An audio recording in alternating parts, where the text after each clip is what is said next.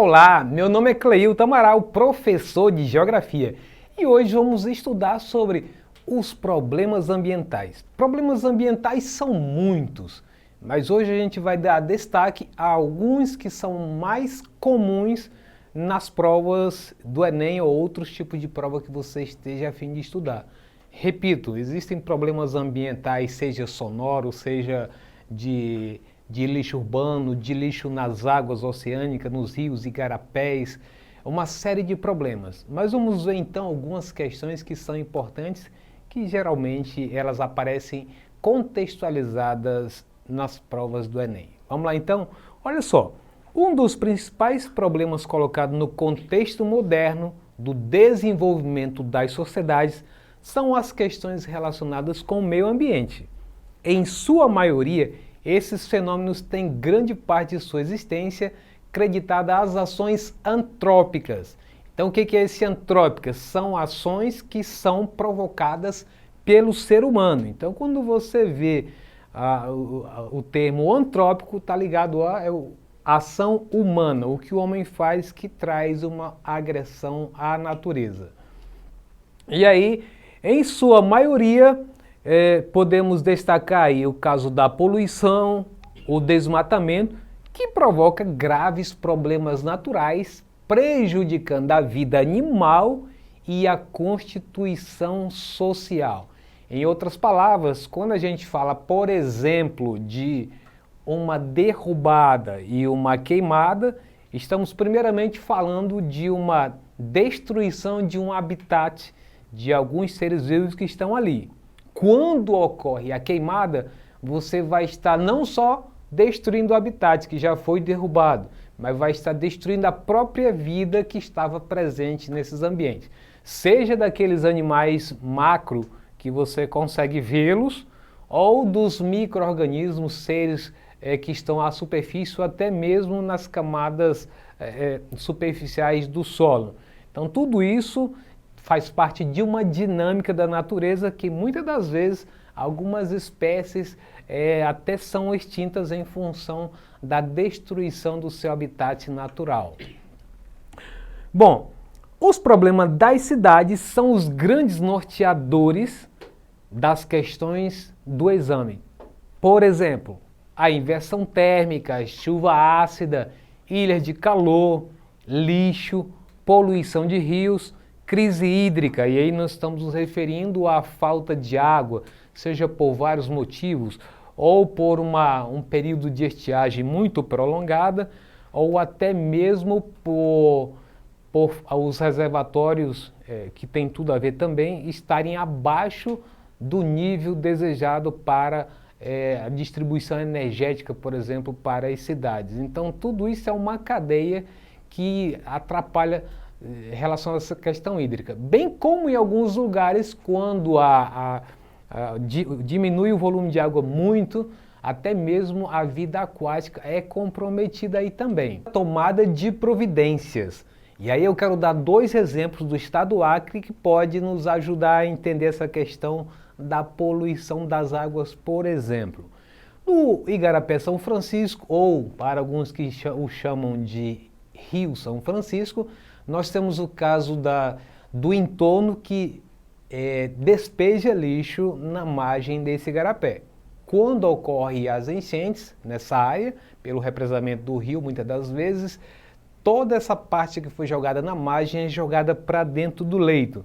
E aí, quando ocorre a vazão, os bombeiros ou autoridades que fazem parte de programas para fazer a despoluição percebem que ali se encontra de tudo, dá de mobiliar várias casas. Se for aqui tentar explicar isso, você vai encontrar sofá, geladeira, fogão, de tudo você tem um pouco, até mesmo o carro, para dizer que o cidadão tem a casa pronta e mais um carro na garagem. Quando a gente vai para o caso do Rio Acre, quando acontecem as enchentes, que fazem praticamente a varredura de todos os lixos que estão contidos na parte baixa da cidade, quando termina e ocorre a vazão também do rio, você vai perceber que as árvores que estão na margem do rio e ficam totalmente enfeitadas por sacolas plásticas. É uma cena um tanto estranha. Você às vezes passa nessas árvores, para quem já andou alguma vez no Rio, parece até que é um Natal antecipado. Então veja como a poluição ela traz alguns agravos que, para quem acompanha os desdobramentos, sabe que isso não é bom. Estamos falando de uma cidade pequena, uma cidade média? Estamos. Então, se você não cuidar agora, ela vai chegar ao mesmo nível de uma região metropolitana, como citamos anteriormente. Então, aí nós temos todos esses casos aí que eu falei, que estão geralmente ligados às grandes metrópoles. Agora, quanto ao efeito estufa, que é o primeiro que eu quero aqui relacionar a essas temáticas de prova, para se compreender o efeito estufa, em primeiro lugar é preciso considerar que há um mecanismo natural do planeta Terra que permite a manutenção da temperatura numa média de 15 graus centígrados por ano. Sem essa proteção natural, o planeta Terra poderia ficar muito frio. Então, quando a gente fala de efeito estufa, e aí você não se engane com essa informação, primeiramente o efeito estufa é algo positivo para a existência e a manutenção da vida no planeta Terra. Primeiramente isso. Agora, quando falamos de um efeito estufa, que ele é provocado pelo ser humano, esse sim, ele prejudica a dinâmica do efeito estufa natural. Repetindo, o efeito estufa é algo que faz parte de uma dinâmica natural de troca de energia do Sol com o planeta Terra. Vai e vem o tempo inteiro. Mas quando o ser humano cria ainda por meio de temperaturas elevadas pelas várias situações, principalmente do ponto de vista econômico, as atividades econômicas diversas que elevam essa temperatura, então, portanto, cria um outro efeito que é diferente do efeito natural do efeito estufa. Então, esse valor não ocorre em todas as regiões, é a média, mas, e aí eu estou me referindo aos 15 graus que eu falei para vocês, mas dentro dela estão as condições ideais recentes do planeta e é ideal para o equilíbrio de grande parte das formas de vida como as que conhecemos, inclusive nós, os humanos. É um efeito estufa natural e positivo. Então, só reforçando aquilo que nós falamos, o efeito estufa natural, ele é positivo, é bom para o equilíbrio da existência dos seres vivos.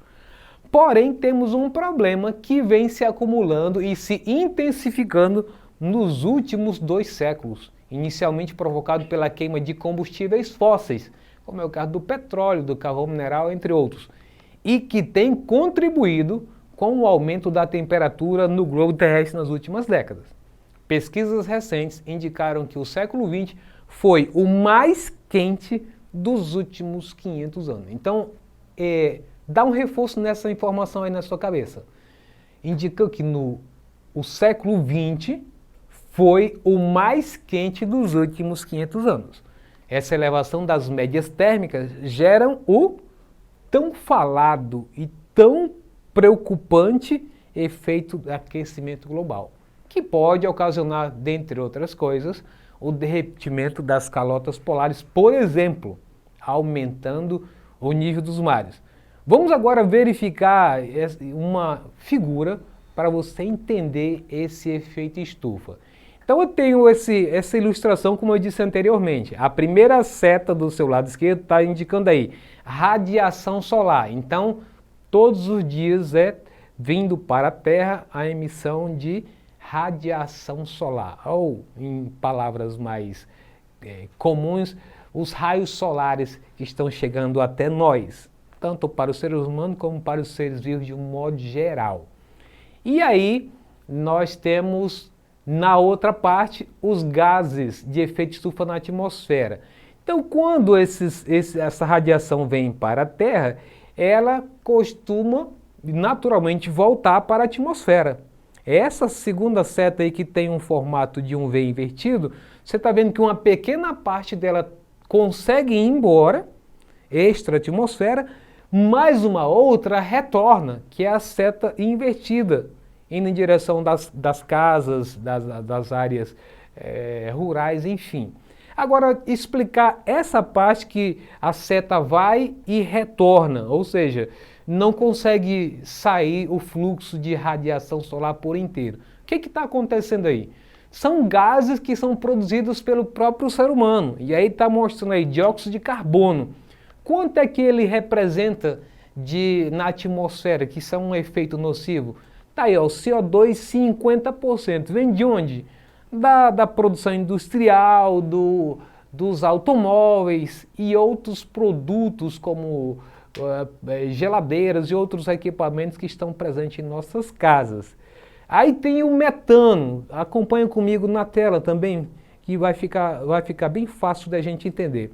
O metano são os gases produzidos com sobra de folhas, de galhos, e hoje é muito, inclusive, citado na comunidade internacional a questão dos gases produzidos pelos animais, né? Em outras palavras, o PUM. Muitos países, inclusive, já estão querendo reduzir ou limitar, digamos assim, o acréscimo da produção. No caso da Nova Zelândia, que é uma grande produtora de caprinos, o caso da Holanda, questão bovina. Então já estão começando a repensar, principalmente na Europa, de começar a reduzir essa alimentação que hoje nós conhecemos tradicional de ter que criar animais que trazem problemas para a atmosfera com a questão de produção de metano. E aí ele representa 18% do que que ajuda nesse processo de um efeito estufa negativo, né, que impede que os raios solares se dispersem na atmosfera.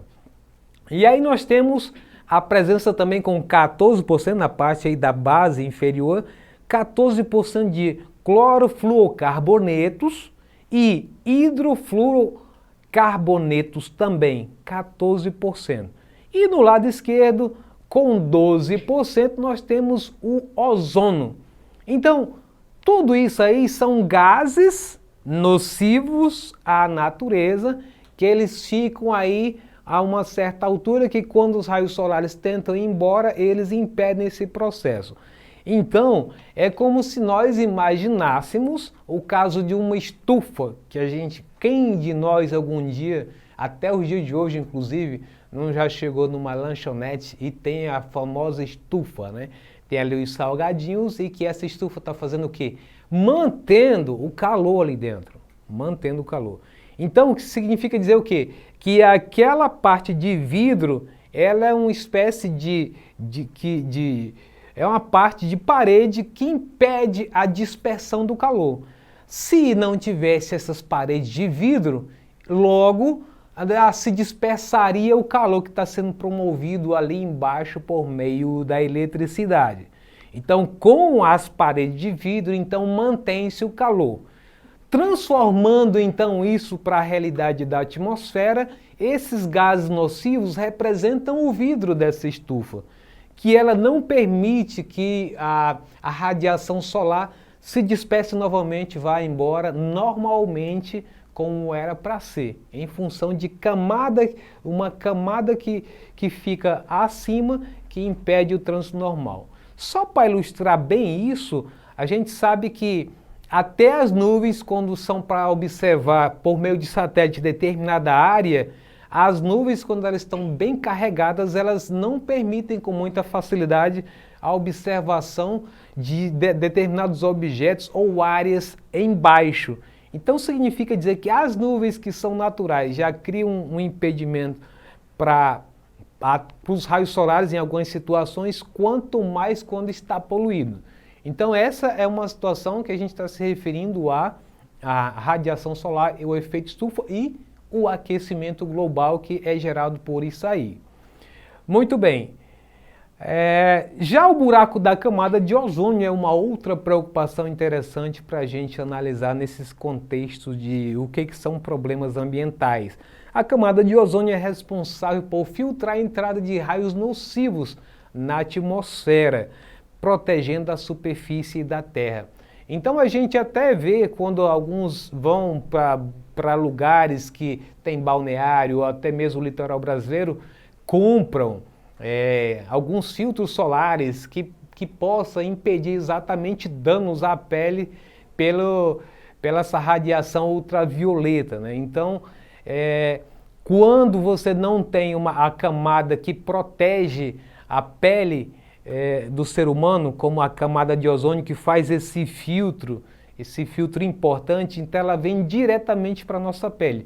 E aí quais são as consequências? São danos à própria pele, acelera processos até mesmo de câncer de pele, a falta disso aí. Então, a principal proteção da camada de ozônio é contra os raios ultravioleta que podem provocar câncer de pele, entre outros males. Veja na figura ao lado que ele está mostrando aí uma parte onde mostra um buraco da camada de ozônio. Então, se essa camada estiver por inteiro, ela nos protege da radiação, dos raios ultravioletas que são muito mais permissivos para a nossa saúde. Quando não tem, eles passam diretamente, isso é muito ruim. Você sente o calor e uma queimação maior na pele. Então, a princípio, você vai perceber que esse buraco da camada de ozônio se encontra ainda na região ali da Antártica. Mas não quer dizer que porque está longe, você está livre dos problemas. Porque, por outro lado, ela provoca o derretimento das calotas polares, porque, como disse, esses raios solares passam sem o filtro necessário, que é a própria camada de ozônio. Mas a emissão de gases poluentes na atmosfera, como dióxidos e monóxidos de carbono, enxofre, o metano e a utilização de CFC, clorofluorcarboneto, a camada foi se abrindo principalmente no Polo Sul. E aí, terminando isso, a gente entra na questão da chuva ácida, que é outro problema preocupante, principalmente nas grandes metrópoles, como falamos anteriormente. Existem diversas fontes de poluentes para a atmosfera. Os gases que são gerados pelas indústrias, veículos e usinas energéticas, como por exemplo o dióxido de enxofre e o óxido de nitrogênio. A combinação desses poluentes com o vapor de água existente na atmosfera se acumula em nuvens e se transformam na chuva ácida. Olha o exemplo aí, como surge a chuva ácida. Veja na nuvenzinha que está saindo de uma indústria, ele está mostrando aí que ela está expelindo dióxido de enxofre, SO2. E aí tem o dióxido de nitrogênio, que combinado com a água, vai gerar então o quê? O ácido nítrico. Aí quando se precipita, quando vem as chuvas, nessa combinação, aí que nós chamamos de chuva ácida. Aí você me pergunta, mas qual é a consequência da chuva ácida? Dá algum problema? Dá. Em contato com as florestas, ela traz dano para as folhas. Se tiver contato com metais, cobertura de casa, os carros, as cercas de ferro, ou até mesmo com a água, a combinação ainda fica mais letal porque ela mata alguns peixes em determinados locais. Então, aonde ela vai tendo contato, ela vai trazendo danos sérios. E se for o ser humano que pegar a gota dessas chuvas, fica com queimação na pele e algumas, às vezes até mancha na pele também. Então veja que não é fácil essa situação da chuva ácida. O Brasil, no caso de Cubatão, em São Paulo, já teve casos assim em décadas passadas. Mas como isso geralmente é de um formato de indústria antiga, principalmente com o uso de carvão mineral, isso já foram feitas políticas públicas que tiraram Cubatão desse cenário horrível que todo mundo se preocupava com uma cidade mais poluída do Brasil. Esse era o grande troféu que tinha Cubatão. Então, principalmente com o uso de filtros, né, para impedir que as chaminés possam elevar para a atmosfera esses gases. Passando dessa fase aí da chuva ácida, vamos então para as ilhas de calor, que também é outra parte que até mesmo para a nossa realidade local aqui de Rio Branco, a gente vai conseguir rapidamente entender o que é uma ilha de calor e você vai dizer, realmente isso acontece comigo. Veja só, este é o nome que se dá a um fenômeno climático que acontece principalmente nas cidades com elevado grau de urbanização, como São Paulo, por exemplo. A formação de ilhas de calor ocorre por impermeabilização do solo. Ou seja, você chegar num lugar da cidade que tem o asfalto, tem a calçada, as casas já estão tudo calçadas também, não tem espaço para infiltração de água nos seus quintais. Então esse é um quadro muito propício para ilha de calor. Então, a impermeabilização do solo, muito cimento, vidro, vai vendo aí, vidro e asfalto, pouca cobertura vegetal, entre outras coisas. Tudo isso favorece a ilha de calor. Agora eu te convido a olhar com detalhe essa ilustração aí, ó. Quando você está numa cidade na área central, bem no meio da figura, área central mais área comercial, você vai ver que as temperaturas vão lá para cima, acima de 33 graus, conforme você está vendo na linha aí, que está indicando a temperatura, acima de 33 graus centígrados. Mas quando você está na área rural, ela cai para próximo de 29 graus centígrados. Então você vai ver que, inclusive, a área periférica, mesmo sendo da área urbana, ela também tem uma queda próxima da área rural. Então a gente vai perceber, mesmo o Rio Branco seja um caso muito menor do que o caso que foi dito de São Paulo, você vai perceber que quando você está no centro da cidade, você sente que o calor é intenso, porque tudo é asfalto, são prédios que são espelhados com vidro, concreto, e dá esse efeito em que o local dá uma temperatura mais elevada, é a ilha de calor. Mas quando você está no bairro, esse efeito é bem menor. Lembrando que, inclusive, o volume de carros muito intenso e expelindo, então, pela descarga a queima do combustível, ajuda ainda mais esses locais serem mais quentes do que nos outros locais. Muito bem, então a menor cobertura vegetal também influencia nisso. Aqui a gente tem um problema que, quando você caminha na cidade, ela é tão quente que com 100 metros você já está botando a língua para fora. Só para você ter uma ideia, né? Então nós temos uma carência de cobertura vegetal para diminuir isso. Mas isso é uma política pública que deve ser observada para o futuro. Passando disso, temos a questão da poluição da água, que também é um outro fator a se considerar. Esse é um tema bastante delicado e que atinge o mundo inteiro. A poluição dos mares pode ser ocasionada por diversas fontes, né? Como a queima dos combustíveis, das embarcações, lançamento de esgoto em áreas litorâneas e derramamento de petróleo. Agora, quais os tipos de poluição da água? Tem aí a química, que pode ser encontrada como biodegradável, exemplo dos fertilizantes, os persistentes, que são os não orgânicos, o caso dos metais pesados, como a pilha, por exemplo, os orgânicos, como os fármacos e os agrotóxicos.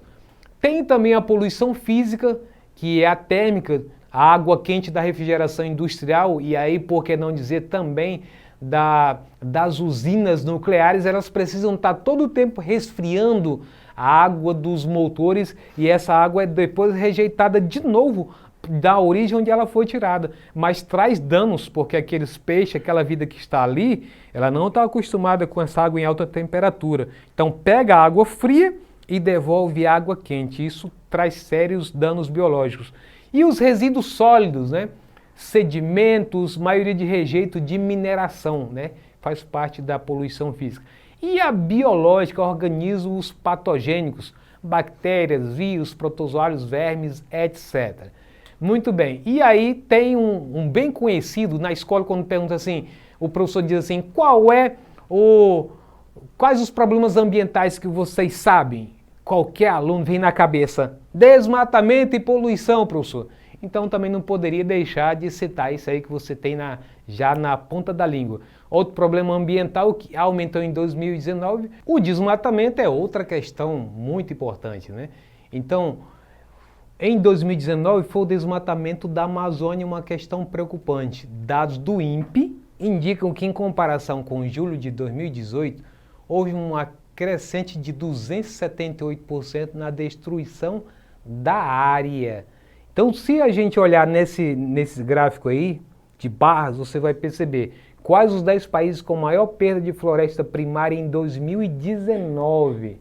Veja que isso é só 2019, então cada ano tem uma dessa, aí vai desaparecendo parte da floresta primária, ou seja, a primeira floresta. Não estamos falando da secundária, que é uma outra forma de recuperação quando se derruba uma primeira vez. Então você tem o Brasil em primeiro lugar nesse ranking, depois República Democrática do Congo, Indonésia, Bolívia, Peru, Malásia, Colômbia e daí vai. Essa é a lista daqueles que mais têm destruído a floresta primária.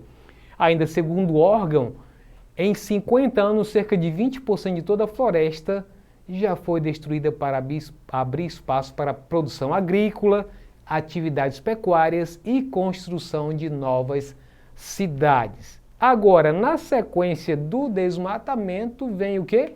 Vem as queimadas, independentemente da causa, exceto que seus efeitos são graves para o planeta, pois causam aumento da erosão, a morte de micro-organismos que vivem no solo, a poluição atmosférica e a indução de carbono na atmosfera, o que contribui para o aquecimento global. Então a gente vai perceber nesse gráfico ao lado, o gráfico de barras, que ele tem indicações de queimadas na Amazônia de 2001 até 2020. A gente vai perceber que 2003 e 2004 foram períodos muito críticos, com elevados índices de queimadas, focos de queimadas na Amazônia. E aí em 2017 a gente percebe que houve uma reduzida, mas aí começou a crescer novamente em 2018, 2019, 2020 também ainda permanece significativo. Então, esse é o motivo de muitos países criticarem o Brasil, porque se trata da Amazônia, que é uma área de grande biodiversidade e é um patrimônio mundial. Então, por isso é importante ter políticas públicas que venham a combater esse tipo de prática ilegal, que inclusive atinge aqueles que têm menos poder para se defender, como é o caso das comunidades indígenas. Bom, com isso a gente entra a partir de agora num simulado, uma questão para a gente fazer uma reflexão. Vamos lá então? Primeira questão. Um dos processos usados no tratamento do lixo é a incineração, que apresenta vantagens e desvantagens. Em São Paulo, por exemplo, o lixo é queimado a altas temperaturas e parte da energia liberada é transformada em energia elétrica. No entanto, a incineração provoca a emissão de poluentes na atmosfera. Uma forma de minimizar a desvantagem da incineração, destacada no texto aí é importante que você fique atento para você não se iludir com uma resposta que parece ser a que você está imaginando, mas tem que olhar os detalhes. Letra A. Aumentar a quantidade de lixo incinerado para aumentar a produção de energia elétrica seria a solução? Letra B. Fomentar o uso de filtro nas chaminés dos incineradores para diminuir a poluição do ar desse lixo que é queimado? Letra C. Aumentar o volume de lixo para assim poder baratear os custos operacionais relacionados a esse processo? Letra D. Fomentar a coleta seletiva de lixo nas cidades para aumentar o volume de lixo incinerado. Letra E. Diminuir a temperatura de incineração do lixo para produzir maior quantidade de energia elétrica. Vou logo falando que aí tem duas que elas podem te enganar. Então observa bem que é para você não errar. Contagem. Se você disse que a resposta correta é a letra D, tá certo! Fomentar a coleta seletiva de lixo nas cidades para aumentar o volume de lixo incinerado. Se você teve alguma dúvida, quer sugestões, solicitação de material, críticas, elogio, dá um alôzinho para mim no WhatsApp que a gente dá um jeito de te responder. Com isso, a gente encerra a nossa aula de hoje. Se você quiser acessá-la ou qualquer outro componente curricular, basta você acessar esse endereço eletrônico que está aqui embaixo. Um abraço e até a próxima!